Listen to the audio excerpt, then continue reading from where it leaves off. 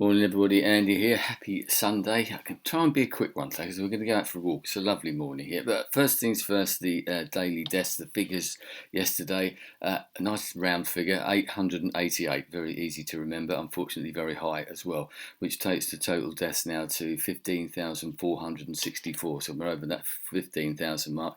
And we're getting quite close to the government's first sort of figure that they gave out, that if we had 20,000 deaths, we'd actually be considered to be quite lucky to get gone out of this quite well. And obviously we're not counting certain deaths, so when the total figures do come out, whenever the end of this may be, I suspect it's going to be considerably higher than that 20,000. Unfortunately, the daily album yesterday, I remember today, was excuse me, from 1986, was So by Peter Gabriel. Great solo album from me. I think it's about his fourth or fifth solo album, and it's so well produced by Daniel Lanois as well as Peter Gabriel, and loads of different musicians on it. I looked through it and he's got so many different people, and Nile Rodgers is on one track, and on one track just playing the hi-hat, which is a drum, a cymbal from a drum kit, was Stuart Copeland. That's all he played, was the hi-hat. He had a drummer and everything like that, but that's the sort, when you're in that sort of league of performer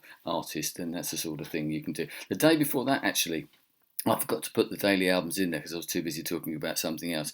Both Beatles albums. It was A Hard Day's Night and Rubber Soul. One from 1964, one from 1965. It was about 18 months in between them, but there was another album, Help, came out between them. That's how not sort of the amount of songs that they wrote in those days, but a real marked difference between the two albums if you put them together, which is the beauty of being able to do that, I suppose. Both albums are only about 30 minutes long as well, and 13 or 14 tracks.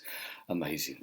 But you can certainly notice the difference between the two and the way that they were progressing and their music was changing. They'd stopped touring and all that type of thing. So anyway, what am I going to talk about today? Because I mentioned yesterday, everybody's doing all these different things, and I mentioned about jigsaw puzzles yesterday, and I yesterday mentioned the fact that I just started to try and bake some bread, and then I'm noticing everybody else, all these other people that I know on Facebook locally, talking about their own bread making efforts. We've had a bit of, some people can't get hold of flour because everybody's doing this, some people can't get hold of yeast because everybody's trying to do this. I ended up actually buying yeast on eBay, would you believe? But with the help of this book, this is a book that I bought because it's River Cottage, but for those who live in the UK, I might remember a guy called Hugh Whittingstall who used to do all these great TV programmes about sort of, a bit of that sort of going back to nature in a way. He used to have his own little garden, produce his own food as best as he could, and all locally sourced food, grew his own vegetables and herbs, everything like that. And he had a great way about him.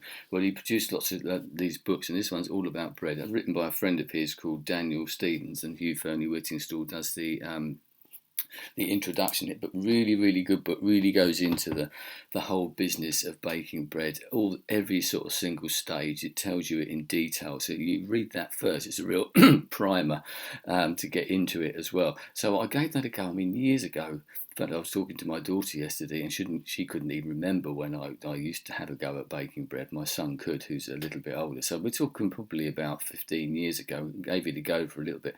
Never that successful, but that's because I now know, reading that book, that goes into it in more detail and actually gives you more idea of what to do and tells sort of slightly more stages. So this is what came out. Well, what's left of what came out. Look at that. Look. God, I was amazed. I think it's all downhill from here because you come out with something that looks as good as that and actually tastes as good as that. We've just been having some for breakfast, and they had the smell and everything. It was just, you think this is perfect. Julie was very well impressed, I must say. So that's a good thing. But now obviously the pressure's on because I've got to keep doing this, and I've got to try and get more of them that are the same. So we'll see what happens with that. I should keep you keep you up to date with how that's going with the bread making, because there are all these other recipes. I mean, there's everything else. It's not just bread in there. There are, you can do hot cross buns and everything, as I'm sure loads of people out there will know if they do that. I mean, and I'd love to know if anybody else has had a go at this, whether they do it normally, because I mean, people do bake bread all the time, not using a bread maker, nothing wrong with that, but we use a traditional oven. Remember them? So if you're doing that or have had a go, maybe it hasn't been as successful, because if I do make a disaster, I will share it just to prove that we're all human in that respect, and it maybe was beginner's luck. but very good. But I'd love to see any of your efforts as well, and whether you're sort of going back to that sort of slight self-sufficiency thing because you are at home. I mean, it does take time. I mean, and that's the whole point of it, isn't it? That we're doing this now as we are with all these other things and the other hobbies, and the needlework and the knitting and all that, and all these things, doing the puzzle for that matter, all takes time. Which isn't generally what we had before, but maybe we're finding time, and maybe we're liking that time as well. That in the future we're going to find time to do things like that because it is pleasurable. It gives you real. I felt great yesterday, real high, real nice buzz, a sense of achievement for doing something like that. And obviously the process, because you're literally making it yourself, all the kneading and everything like that. There's something therapeutic about that. It's like people with the gardening and things like that. Even with DIY stuff, you do it yourself, literally, and you feel so much better. You can look at something afterwards and taste it, or use it and think, "I made that. That was me that did that." But another little point I will make quickly was because Julie made a very good point about the bread yesterday. Making bread like that and using yeast, I use dried yeast because sort of real live yeast isn't that easy to come by. It is a form of what she called alchemy, which is true because you have this live thing, this yeast, and yeast is a really strange. I don't know what you want to call it. It's an organism or something. It lives once you put water with it, or obviously if it's live, it is live. But I thought it's those sort of staples because bread is a real staple. Yes, you can make bread without yeast. I realise that, but also they use yeast in beer, and it's a very, very similar process. The way that they do things in the very initial stages of the mass producing of either yeast or beer. You see in the big vats, and they scoop off the yeast off the top, and that's what you can use for bread.